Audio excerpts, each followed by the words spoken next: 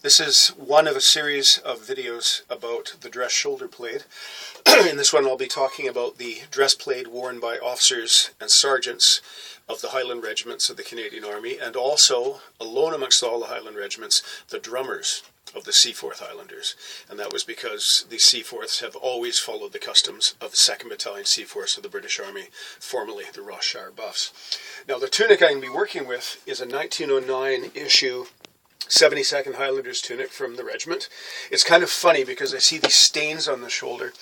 This is why when you look at old pictures you'll see a curious bit of red cloth buttoned at the top, buttoned here and then across to a hook, and that was to protect the shoulder. This fellow didn't have it, and we can clearly see where a Lee Enfield wasn't completely clean when it was rested against it. It's just kind of funny.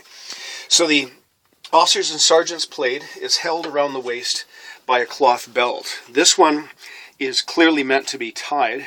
The better quality ones have a strap, have a buckle, because what we see here, there's a great deal of that shows under the tunic. It's ridiculous, and we have to redo that. So it's held around the waist. It's hanging so that the center is at about at the center of the back. This one's rather interestingly tailored because it has a flat piece of cloth, presumably to reduce bulk under that, which they've been thinking when they did that. So it's an interesting feature. And then pleated to the white stripe as per the kilt. And I've written down the dimensions elsewhere. Now this is rather interesting. This is the first one I've examined for a while, and I'm going to have to examine some more to see if this is an outlier, if this is a one-off, because personally I would have attached the fall to the corner, but this one's attached to the middle. It's got a little loop, which presumably is to hook over the button to take the weight of the plaid, and it falls down the front, is buttoned up, and then the plaid brooch is added.